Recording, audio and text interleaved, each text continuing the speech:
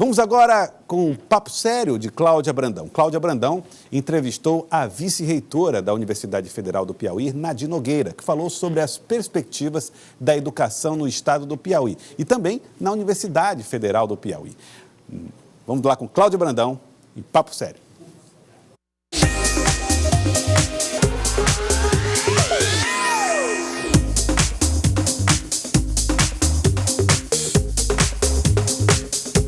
A vice-reitora da Universidade Federal do Piauí, professora Nadir Nogueira, é egressa aqui do próprio campus da UFP, onde ela se graduou em nutrição. Depois saiu para fazer mestrado e doutorado na USP, a Universidade de São Paulo. Posteriormente, ocupou o cargo de pró-reitora de assuntos estudantis e, desde 2012, exerce a função de vice-reitora da universidade. Professora, e exerce num momento particularmente difícil para as universidades federais. No ano passado, elas passaram por uma grave crise financeira com até contingenciamento de recursos. Qual é a situação para iniciar o ano letivo de 2020? Bom, a UFP, ao contrário, né, das demais universidades, ela conseguiu concluir o ano de 2019 ainda numa condição confortável comparado com as demais em vários aspectos. Nós não tivemos nenhuma obra interrompida, nenhuma obra inacabada, nenhuma obra que pudesse ter qualquer comprometimento na sua conclusão. Nós tivemos o pagamento de todas as bolsas dos estudantes, seja da graduação quanto da pós-graduação. Nós tivemos vários programas que nós instituímos no sentido de apoiar e incentivar o crescimento da pós-graduação, da melhoria da nossa infraestrutura em pesquisa. Mas para isso realmente foi um trabalho que toda a administração fez no sentido de nos adequarmos realmente a esses cortes. Temos um prognóstico ruim, né, com relação a esse ano, porque para a assistência estudantil, que é a nossa maior preocupação, é uma redução do PNAES, que é o Programa Nacional de Assistência Estudantil, que garante a permanência do nosso aluno na instituição, da ordem de 40%. Então, nós já vamos começar o ano de 2020 com uma redução do orçamento para assistência estudantil.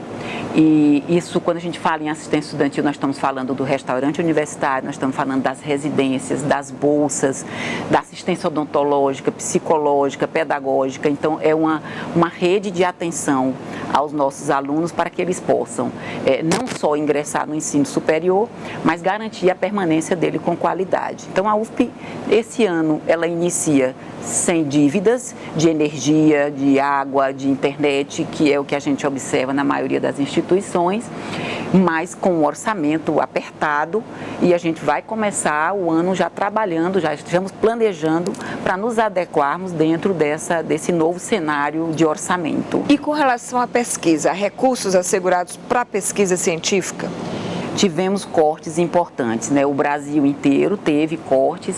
Nós tivemos cortes, por exemplo, das bolsas de iniciação científica para os nossos alunos. Perdemos cerca de 67 bolsas e a universidade assumiu, mas o governo, no final do ano, voltou atrás e nós conseguimos reverter essa situação.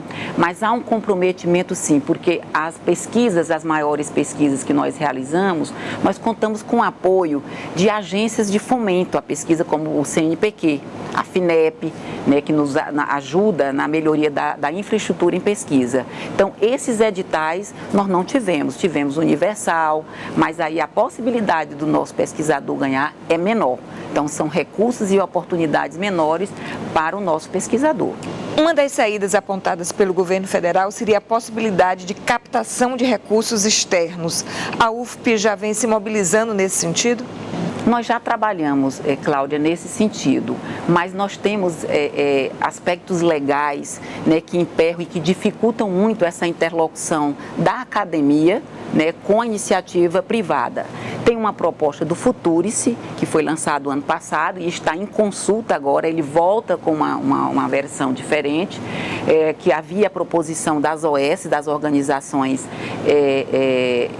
sociais, para que a gente pudesse fazer essa parceria e, com isso, pudéssemos aí aumentar essa captação de recursos. As fundações de amparo já fazem isso. Nós já temos convênios né, que já nos permitem fazer isso. Agora, o que a gente precisa trabalhar é com a legislação que emperra e que dificulta que essa interlocução com a iniciativa privada seja possível. Agora, o Piauí, ele se encontra, e Teresina particularmente, num cenário onde nós não temos grandes empresas demandantes da academia que a gente possa fazer isso. Mas é um trabalho que nós já fazemos e o que precisa é ampliar e essa discussão e melhorar esses marcos legais para que a gente possa avançar nesse sentido. O ministro da Educação, Abraham Weintraub, fez algumas declarações pejorativas com relação às universidades federais. Ele chegou a dizer que eram campos para cultivo de maconha. Como isso prejudica a imagem da instituição de ensino público brasileira? Nós lamentamos muito, inclusive a ANDIF, né, a Associação dos Dirigentes das Instituições Federais, das Universidades, a ANDIF se posicionou, a Sociedade Brasileira para o Progresso da Ciência também. A gente lamenta que haja uma leitura tão distorcida e equivocada das instituições. Nós não temos laboratório que sintetizam drogas, nós não temos plantios de maconha aqui dentro, nós não temos esse ambiente que é colocado, e eu acho que é muito ruim, considerando que as universidades brasileiras, nós consideramos assim, um dos maiores patrimônios que o país tem são as universidades, onde nós produzimos e geramos conhecimento, transferimos conhecimento para a sociedade, contribuímos para o desenvolvimento desse país. Então, a universidade, Cláudia, ela reflete, ela traduz a sociedade. A polarização ideológica que se instituiu no Brasil tem comprometido de alguma forma o debate e a pluralidade de ideias aqui no campus? Nós temos resistido, né, a isso, entendendo a universidade dentro dessa pluralidade, como você disse, de ideias, de pensamento, de construção do pensamento, da reflexão. Né? Nós não temos conseguido blindar, porque é impossível blindar, mas tem servido até como subsídio para essa discussão, e essa discussão ela é positiva no momento em que você se apropria melhor daquele tema, você se fortalece para o devido enfrentamento. Professora, do lado das universidades privadas, o que a gente tem observado é que grandes grupos econômicos estão comprando, formando conglomerados com universidades cada vez mais comerciais. O que é que se pode esperar do futuro do ensino superior brasileiro nessa realidade? Eu acho que é importante que a gente não dá conta para atender, né, os nossos jovens de 18 a 24 anos no ensino superior.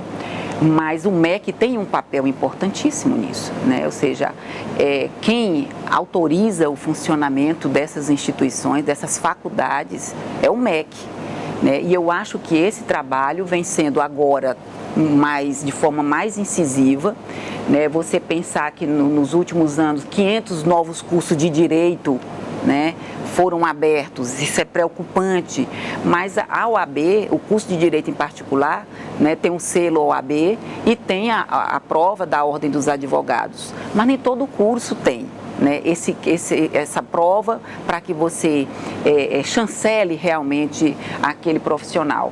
Então, é um papel do MEC, né, assumir isso. É lógico que as universidades, na medida em que ela propõe, aí no caso das privadas, elas têm que seguir toda uma normativa, né, do MEC. E cabe ao MEC, com toda a sua estrutura, né, os comitês de avaliação, que façam isso para que a gente não comprometa a formação desses jovens e o atendimento da população independente da área do conhecimento. Depois de 8 anos trabalhando como vice-reitora, a meta agora é disputar o cargo de reitora? Essa é uma análise que nós estamos ainda fazendo.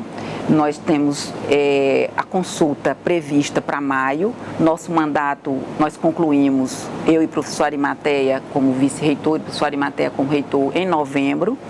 Recentemente, dia 24 de dezembro, nós tivemos uma medida provisória, né, assinada pelo presidente Jair Bolsonaro, onde ele muda, né, é uma proposta de mudanças importantes e que alteram, inclusive, mexe na autonomia, fere a autonomia das universidades. Mas é um cenário completamente diferente, onde a lista tríplice não mais vai ser constituída no Conselho Universitário, que anteriormente fazia-se a consulta e o mais votado, vinha em primeiro lugar na lista e o restante da composição do segundo e terceiro era feito no colegiado, no Conselho Universitário. E há essa mudança agora, que essa composição vem da comunidade universitária. Então é de forma mais democrática. Mas aí vem um ponto importante, que é o presidente, caberá ao presidente escolher entre os três, né, aquele que assumirá, que será nomeado como reitor. Nesse cenário nós estamos analisando essa possibilidade, não descartamos a possibilidade de participar desse pleito, considerando que nós estamos realmente concluindo o nosso segundo mandato, um mandato que foi um trabalho compartilhado junto com a administração superior, junto com o professor Arimateia, né, e existem grupos, pessoas da comunidade universitária que vêm nos procurando para que nós coloquemos o nosso nome, submeter o nosso nome à comunidade universitária para mais esse desafio. Ok, então muito obrigada, professora Nadine Nogueira, por participar conosco no Papo Sério aqui no Jornal do Piauí. Com você, Joelson.